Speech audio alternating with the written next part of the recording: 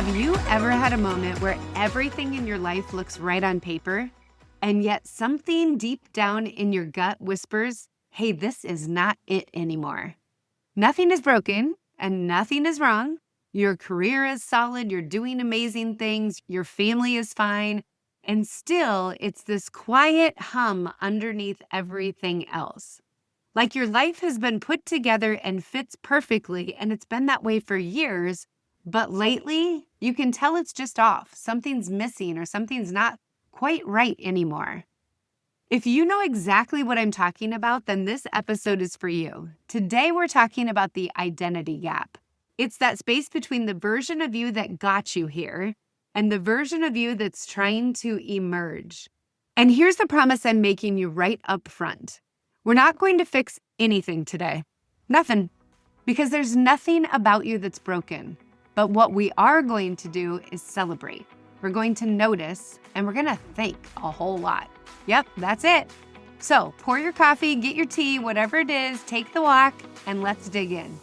Welcome to the Lead with Spark podcast, the show where real women lead with authenticity, show up with presence, and live out their purpose. I'm Lynsey Mulder, speaker, C-suite executive, family gal, travel junkie, and a firm believer that your leadership starts from within. Around here, we go beyond the fluff. We talk about the real stuff no one teaches you in leadership training. Your values, your superpower strengths, boundaries to stop burnout, and how to quit being the chaos coordinator of your own life. Whether you're building a business, leading a team, or just trying to stop feeling stuck in the daily grind, this is your space to get clear, get aligned, and finally lead with confidence. So let's cut the noise and reconnect with the spark that makes you, you. Let's go get our spark on. So glad that you're here today, but before we talk about who you're becoming, we have to do something that almost nobody else does. We have to pause a minute and honor who you were. Because here's what I see all the time with women that I coach. The moment that they feel that they are ready for a change, they start to trash their past. They think the old job was a waste, or that the old choices that they made were a big mistake, or that old version of them was somehow wrong. And I want to stop you right now because that is not true. The woman that you were, she was not wrong. She was necessary. Every experience that you had, the good ones and the ones that made you cry in the parking lot, they built you a skill. That impossible boss taught you diplomacy and some really good conflict management skills. That project that fell apart, it taught you resilience. That season that you were stretched way too thin, it taught you exactly where your limits live. None of that was wasted. The version of you that got you here was smart. She took opportunities that made sense at the time. And she said yes when yes was the right answer. She built a career or a family or a business or heck, maybe all three. Then with the information and the courage she had in that very moment, she did an amazing job. So I want you to think about that as we move forward. I remember an opportunity that I had in my career to go to a new organization and help them build out a completely new org structure, doing all kinds of new and amazing things. It was the opportunity of a lifetime. I was so excited. They had handpicked me. Someone reached out to me. I wasn't even looking for a career change, but I knew that I had become a little stagnant and I was looking to do something exciting. I said yes to the opportunity. I jumped in with both feet, super excited. And as soon as I started to dig in, I realized all the pressure around me. The organization wasn't set up for change. Not everybody was on the same page with the future direction. As a matter of fact, some people were super upset about the direction that we were going. And the ownership accountability that I had been led to believe that I would have wasn't actually in place. I had to work some long, hard hours dealing with conflict, dealing with misalignment, dealing with leaders running in opposite direction. About 2 weeks in, I remember pausing and thinking, what on earth did I say yes to? Because this is not it. But when I look back now, that shaped so many skills for me. It taught me resilience. It taught me to ask a lot better curious questions. It taught me how to manage multiple personalities, both up, sideways, and below me at the same time. So before we go any further, I want you to think about that woman, and I want you to actually thank her the same way that I did. The past is just a version of you. So silently, right now, if you're driving, if you're walking your dogs, wherever you are, just pause. Thank her for the skills. Thank her for the scars and the wins and the lessons. Give her a high five for everything that she has taught you. Because honestly, you cannot step into who you're becoming while you're busy, embarrassed by who you were. So gratitude first and growth second. Okay, so if we've already said that nothing is wrong, why does it feel like something is off? Why does my gut keep telling me that I need to pay attention? Let's talk about that tension, because I think it's one of the most misunderstood feelings in a woman's life. Here's how it usually shows up. It's not a lightning bolt. It's the little things. You notice how somebody speaks to you in a meeting where you used to let it roll off your shoulders, but now it's landing differently.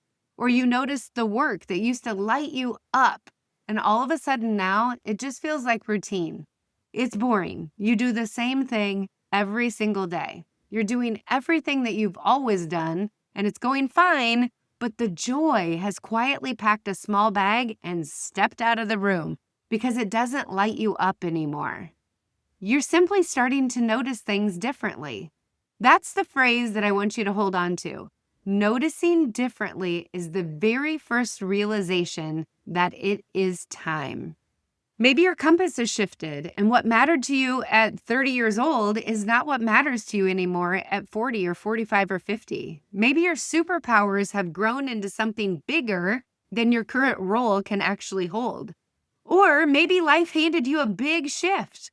The kids left for college, retirement's on the horizon, you're moving to a new city, you left that company, or maybe the company left you. Researchers who study life transitions have a name for this in-between place. William Bridges, who spent his entire career studying transitions, called it the neutral zone.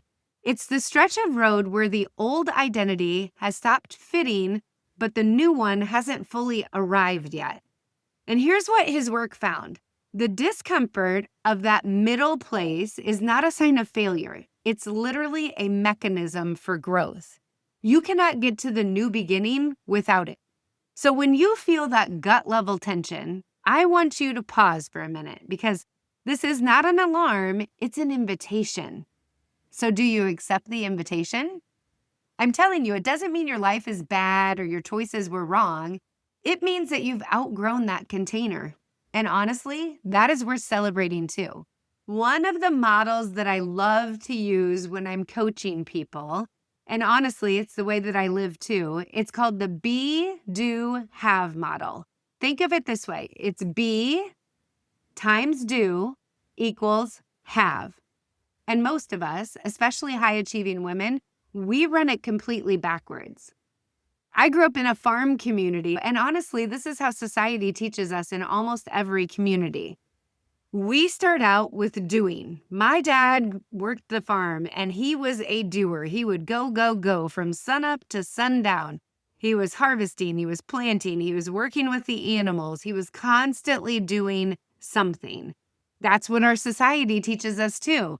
You graduate from college and you get your first job. Nobody says, what do you want to be when you grow up? They say, what do you want to do? And you get into that job and your leader gives you a list of actions. Do this, do this, do this. These are my expectations. And so we get that title and then we say, okay, we're going to do the work, and we start going. And as we do really well, we become a leader, and then we start doing. And once I have the money, then I will do the traveling and I will be adventurous. We become workaholics with that doing. We put the beginning at the end like a reward that we have to earn. But it actually works in the opposite direction. What I want you to do is think about who do you want to be first. Because if we can think about who we want to be and then what we want to have, and it can be things like, I want to travel, I want a nicer car. But often we also think about things like, I want to have time to spend with my family. I want my family to have some amazing experiences. I want to have memories of making a ripple effect on my community. Those two things, who do I want to become and what do I want to have? That drives what you do. So you've identified who you want to be, you know what you want to have, the activities actually come last. And I see this play out constantly in coaching. Here's a pattern that I watch all the time. A talented woman comes to me and she is so good at doing that she accidentally landlocks herself into her role. She's so valuable executing that nobody can imagine promoting her because who's going to do the work if we actually give her that promotion? In corporate America, you get into director level roles by doing. But you get into the executive roles and honestly into the next chapter of your life by being a strategic thinker, by being someone who sees around the corners, by being someone who has amazing communication skills to help everybody align. The doing got you here, but it will not get you there. We spend so much of our lives just falling forward. One role leads to the next, 1 year rolls to the next, and we never actually pause to ask, who do we want to be? I work with people all the time that talk about their jobs and talk about their lives and all of the successes that they've had, and then they realize, I did not make one intentional decision that got me where I am today. Yes, I applied for the position. Yes, I took it, but I didn't actually think about who do I want to be at the end of this life and use that as a decision-making tool. And there is a reason that the number one regret people have at the end of their lives is that they live the life others expected of them instead of the one that they truly wanted. That's not a doing problem, that's a being problem. And usually it's that we don't take the time to think about who do we want to become until much, much later in our life. So the identity gap question is not, what should I do next? The question is, who am I becoming? Answer that, and the doing will sort itself out with shocking speed. Many of the women that I coach are in positions where they're planning to leave a company, or they've been laid off, or they're looking for that next role. And one of the things that I really have them dive into is creating space for their mind to just relax and think about who they want to become.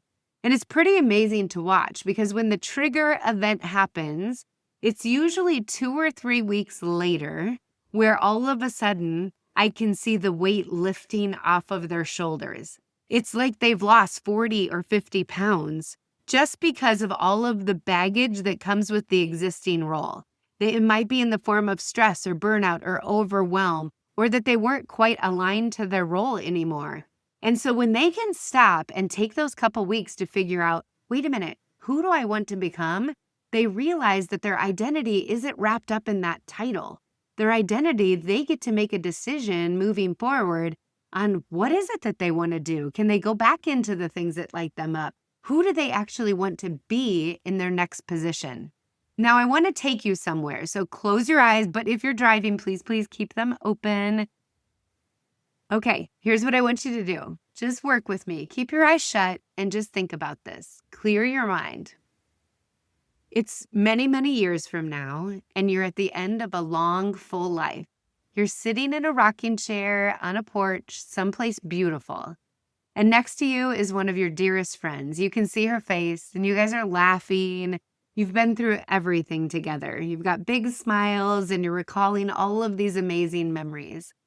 And she looks at you, and she takes your hand, and she asks you, when you look back at all of it, everything that you've accomplished, all the things that you've done, what do you consider your biggest success?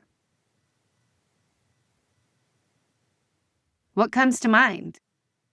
Because I'll tell you what almost never comes to mind in that moment. A job title, a company name, the square footage of your house. Nobody at that moment says, my greatest achievement was that I was a senior vice president of anything. What comes up instead every single time is people. The people that you empowered, the lives that you changed. The team member that you helped find her voice because you believed in her before she even believed in herself. Or the daughter that watched you and learned what courage looks like. It's always about the ripple effect that you made in the world, most of which you won't even see on this side of heaven. That answer right there, that's your real identity. Not the title, not the company. It's the ripple. Psychologists Hazel Marcus and Paula Nereus wrote about something that they called possible selves, the version of ourself that we imagine becoming. Their research found that the future self that we picture actually shapes how we behave today. Your rocking chair answer, it's not a daydream. That is your compass. That's your North Star. When you know how you want to answer that question at the end of your life, your identity gap stops being scary and it starts being a destination. So the identity gap should be built around that, not around your industry and who everybody else thinks that you are, not what somebody else wants you to be, and definitely not what your title says. It should be built around how you want to answer your girlfriend on the porch. So pretend I'm that best friend sitting with you. I'm going to ask you the question again. When you look back at all of it, what do you consider your biggest success? I actually want you to shoot me a message. Tell me, what's your biggest success? What's it going to be? Now, let me tell you how I learned this the hard way, because I don't want you thinking that I figured this out in some peaceful moment of meditation or visualization. I did not. I freaked out in a hotel ballroom. I had just left the corporate world, just launched my company, super excited. I've been coaching at that time. I'd probably been coaching for 20 years. And so this was nothing that I haven't been doing my entire life. I walked into a networking event and somebody came up to me right away, shook my hand, said, "Hey, I'm so-and-so, and this is what I do. Who are you?" And I froze. I said, "I'm Lynsey Mulder." And I paused because I had left the corporate world, but I really didn't know who I was. I didn't know how to introduce myself. I had presented to boards and led huge teams, so this networking event should not have tripped me up. But when they're standing there smiling, telling me about themselves, I genuinely freaked out. I realized I didn't know how to introduce myself. For decades, my introduction had been a title and a company name. I was senior vice president at a Fortune 100 company. Boom, done. Instant respect, instant credibility, instant identity. Except it was never actually my identity. Never. I had been hiding behind it for decades. The title was a costume.